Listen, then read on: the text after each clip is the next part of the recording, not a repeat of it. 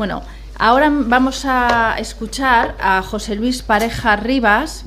Él es desde el 2003 director gerente del Centro para Personas Mayores Nuestra Señora del Perpetuo Socorro en Granada. Actualmente también es profesor invitado en la Universidad de Granada y en la Universidad Internacional de Valencia.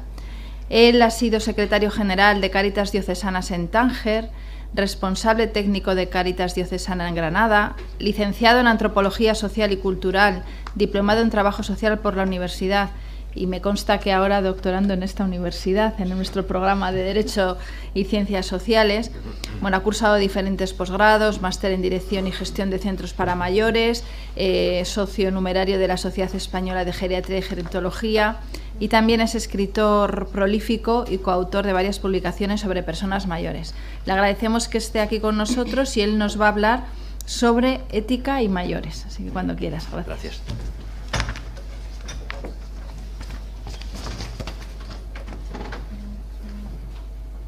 Buenos días.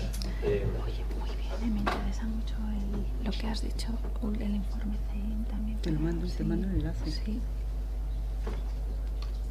Perfecto, gracias. Ya veo. Buenos días. Las diapositivas, sí. Muy interesante todo lo que has dicho. Quiero decir, nada más que tengo la de presentación, o sea que no os preocupéis, porque yo solamente tengo esa. Sí, pero no vamos a empezar con un Bien, mirad, me gusta porque me puedo poner más acá, ¿no? Quiero agradecer en primer lugar pues al seminario y a la presentación en este sentido, el profesor Rantares y el profesor Junquera, pues el hecho de poder contar pues con mi presencia aquí, y me siento muy honrado por formar parte de ese grandísimo equipo, de grandísimos profesionales, de grandes profesores que conforman el seminario.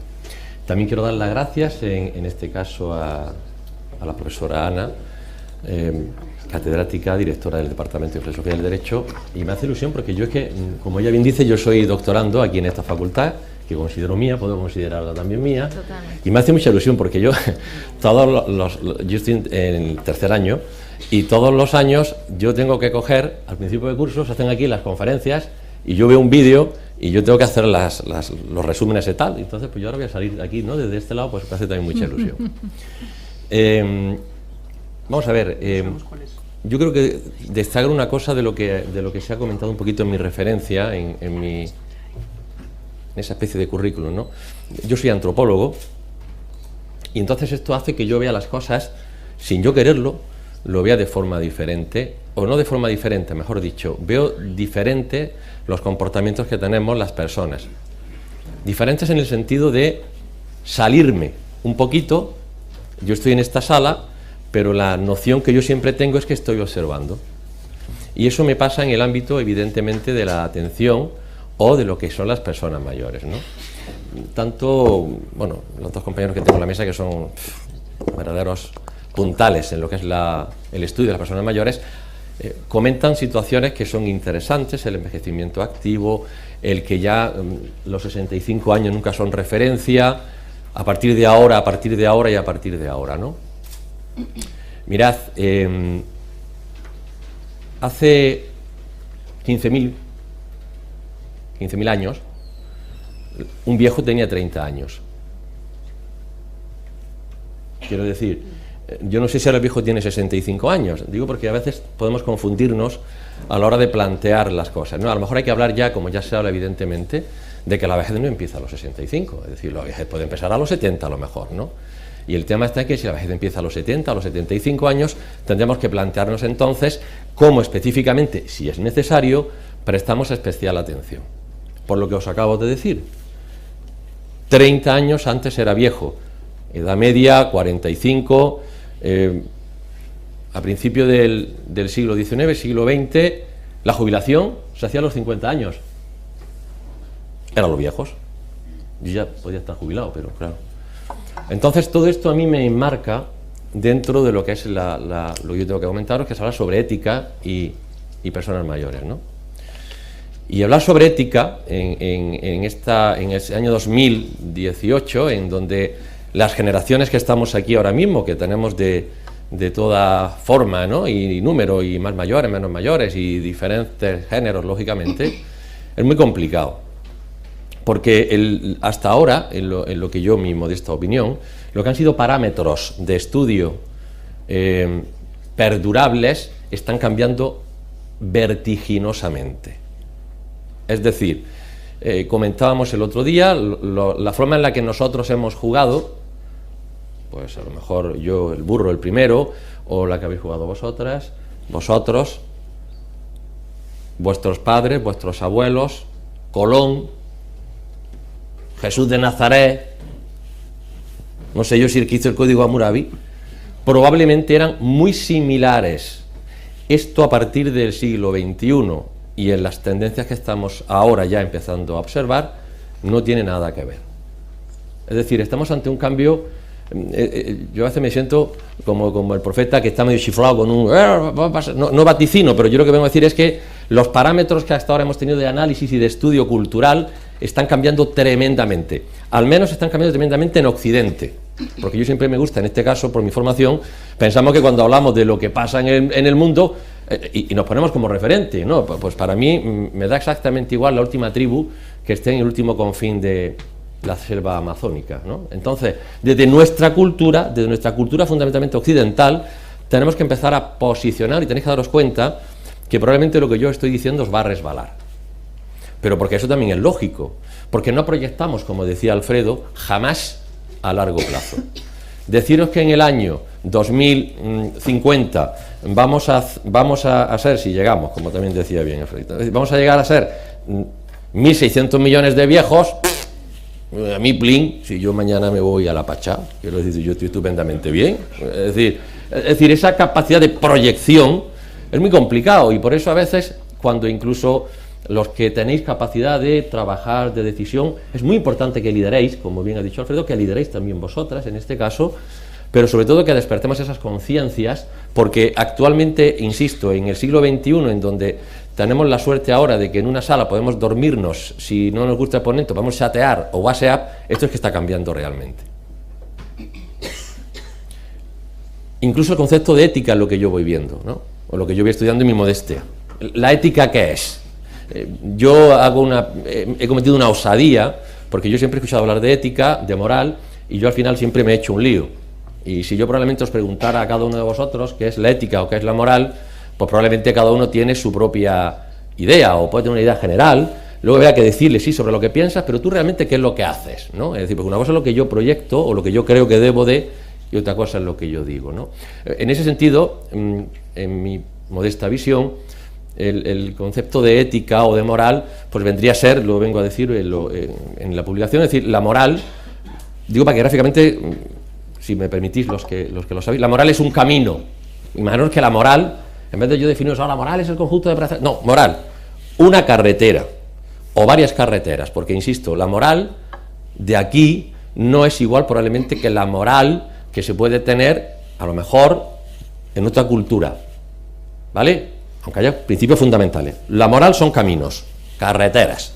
Esperemos que no sean de peaje como las que nos quieren poner ahora ya en las autovías. La ética, vamos a suponer, en mi afán de no estar muy metido en esto de la tecnología, vamos a suponer que la ética es un caballo.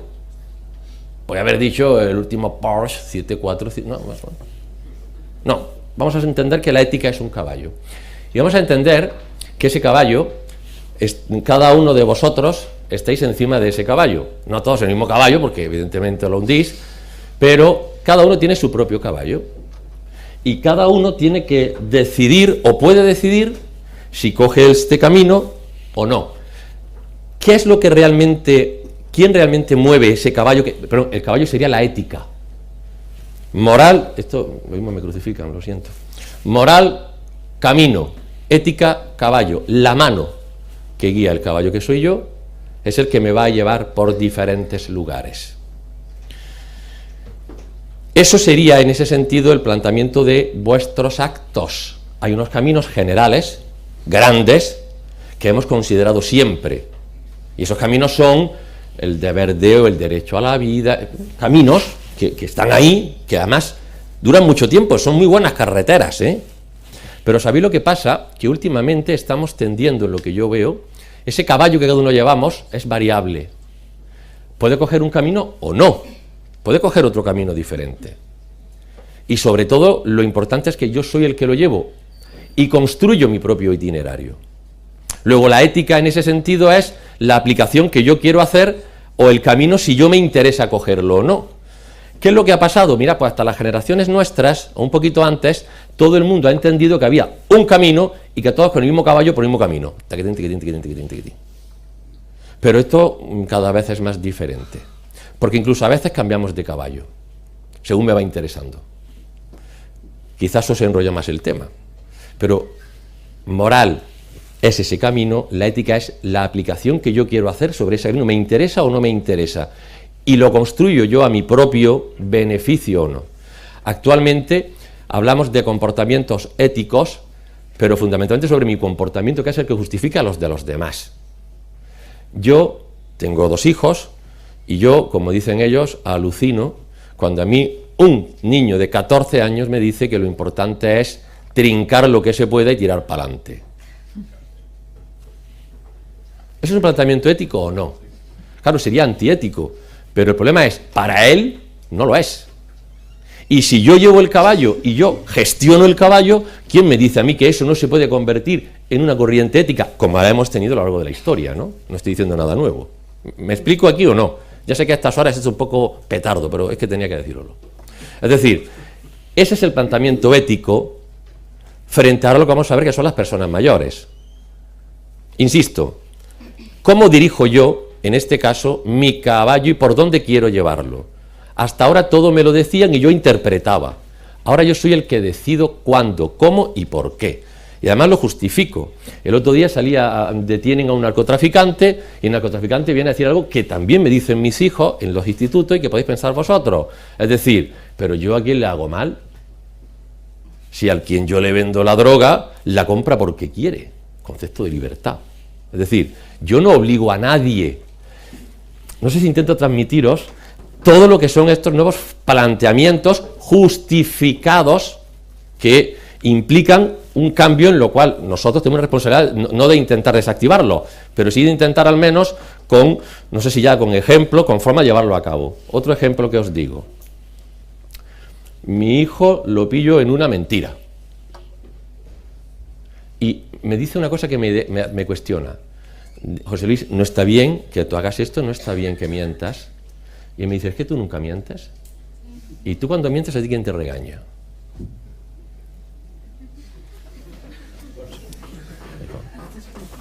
Es decir, miraros un poco en el contexto crítico, pero también en el contexto en el que nos estamos moviendo. Punto primero, ética. Punto segundo, anciano, senil, longevo, achacoso, añoso, chocho, decrépito, gagá, veterano, vejestorio, matusalén, vejete, carcamal, centenario, anticuaya, viejo pellejo. Buscad sinónimos de joven. Lozano, guapo, José Luis, es decir, todo lo que queráis, ¿no? Es decir, pero es importante en todo este contexto en el que estamos que no perdamos algo que a mí me encanta, que es la génesis y el porqué de las cosas. Es verdad que esto es transformable, pero también voy a poner unos ejemplos que son poco importantes, no son significativos, pero bueno, ¿no? Por ejemplo,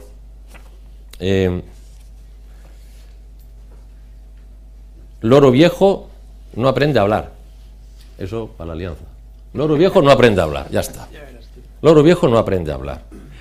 A juventud ociosa, vejez trabajosa. Al borrico viejo, la mayor carga y el peor aparejo. El joven puede morir, pero el viejo no puede vivir. Ojo, hay muchos refranes que son lo contrario, hablan de la experiencia, de tal, pero ¿sabéis lo que pasa? Que aquí ahora mismo las nuevas generaciones tienen más experiencia que nosotros, porque además se están acortando cada vez más lo que nosotros hemos denominado los ritos de paso, con lo cual los jóvenes de ahora, con 15 años, están haciendo lo que se hacía generalmente en esta cultura occidental con 17 o con 18. Me pongo las manos a la cabeza cuando el Ayuntamiento de Madrid hace una encuesta que me parece fantástica, en donde ya está hablando abiertamente de relaciones sexuales a niños que tienen 13 y 14 años. Mi niña tiene 13 y estoy acojonado. Claro, porque es que esto también es muy fácil cuando hablamos, y os lo enmarco en el tema del mayor. Una cosa es cuando yo hablo de personas mayores y otra cosa es cuando hay un momento en el que alguien dice en la familia, tenemos que hablar. Porque hablamos de personas mayores, y pim pam, y pam, ¿no? Pero hay un momento en el que ese envejecimiento activo del que estamos hablando, hay un momento en el que el viejo, entre comillas, pasa a ser inactivo. Inactivo en el sentido de, no porque él quiera, porque le sobreviene circunstancias que lo hacen inactivo. Claro, desde este punto de vista os voy a contar una anécdota. Yo formo parte de otras cosas, yo evidentemente formo parte, trabajo en un centro residencial para personas mayores, donde además agradezco, tengo aquí, han venido 6 profesionales, ¿verdad? Que me encanta que también se hagan presentes en estos sitios, porque pueden aportar mucho. Y yo recuerdo, al despacho me viene un día una persona que había sido decano de la Facultad de Medicina de Granada. Decano de la Facultad de Medicina de Granada. Especializado en Estados Unidos en temas de demencia. Especializado en temas de demencia. Es decir, si alguien sabía, pues evidentemente era él. Y me dice, pom pom, no voy a decir el nombre. ¿Qué pasa, fulanito?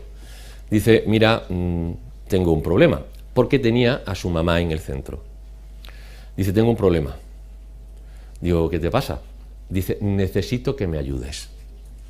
Digo, ¿cómo que necesito? ¿Qué es lo que te pasa? ¿Algún problema? Dice, no sé cómo hacerlo con mi madre. Pero vamos a ver, tú que eres decano de la Facultad de Medicina, tú que precisamente estás especializado en estos temas, ¿me vas a decir tú a mí que no sabes cómo estar, tratar, intervenir con tu madre? Y me dice, es que soy su hijo. Es que soy su hijo. Es decir, es que esta visión del mayor, hay experiencias que solo uno puede abrazar cuando las vive. Todo lo demás muchas veces es escuchar llover y es una noche fantástica de otoño en el que estoy en mi casa. Es decir, solo uno puede apreciar lo que es en este caso la atención a la persona mayor cuando uno verdaderamente le toca, en este sentido, el cuidado de la persona mayor. Y aquí no valen ni conocimientos, ni estrategias, ni fórmulas. ¿Por qué? Porque la vivencia que se tiene en este caso sería la capacidad empática. Eso también hay que curtirse en ello. ¿Cómo voy? 2 minutos. Jope, los demás han estado más. Pues es que yo a mí que con el caballo me he echado demasiado tiempo. Os iba a decir una cosa que es interesante, ¿no? Dentro del mayor. Y me interesa mucho en ese campo además que estoy estudiando, ¿no? Y es cómo se cuida a las personas mayores en diferentes culturas. Es muy interesante. Aquí pensamos que lo hacemos como la caña de España, ni a hablar. Pero sobre todo me interesa mucho que pensemos que personas mayores ha habido a lo largo de la historia, ¿no? Y esto es un apunte muy rápido, ¿no? Vosotros sabéis, desde, vamos a suponer, aproximadamente 150.000 años atrás, ¿vale? Quizás algunos no habéis nacido, probablemente. Imaginaros, desde allí hasta ahora mismo. Imaginaros las etapas en las que habéis estudiado, ¿no? Es decir, aunque seáis de la ESO, lo habéis estudiado seguro, es decir, habéis estudiado la prehistoria, en este caso habéis estudiado todo lo que ha sido Grecia, Roma, la Edad Media, Renacimiento, Modernismo, todo eso.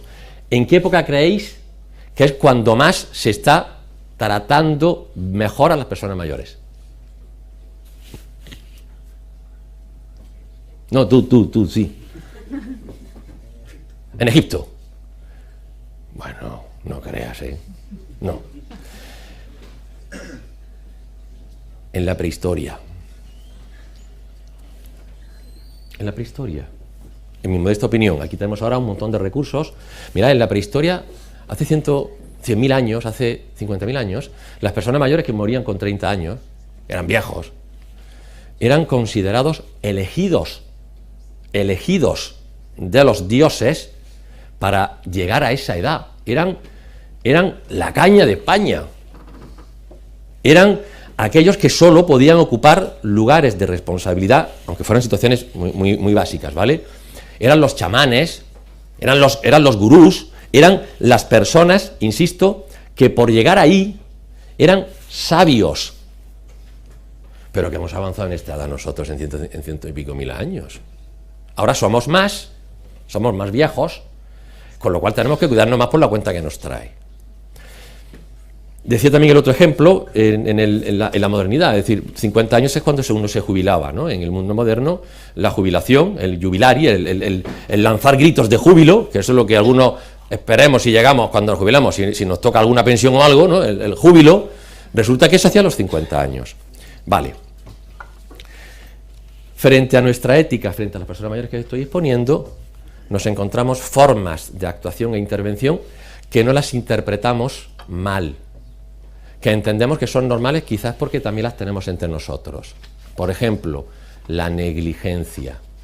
¿Qué es la negligencia? Una conducta que hace que mi actitud repercuta en la salud de la persona o en su seguridad.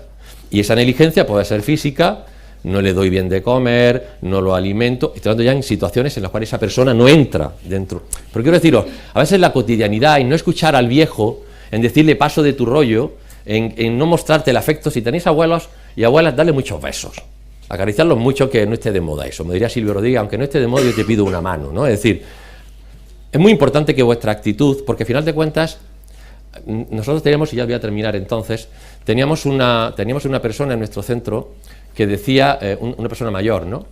Que el hombre tenía unos hijos que estaban súper bien colocados, ¿no? Eso siempre ha sido el orgullo de los padres en esta generación, ¿no? Yo, con que los míos se coloquen, me conformo, ¿no? Pero quiero decir, y él decía una cosa muy importante, ¿no? Él tenía eran ejecutivos, y el hombre estaba allí en el centro, cognitivamente bien, y él echaba de menos que sus hijos fueran a verlo, estaban muy ocupados, ¿no? Y él siempre decía una cosa, y él decía, mis hijos me están juzgando, dice, yo no sé por qué, porque yo he intentado hacerlo lo mejor con ellos.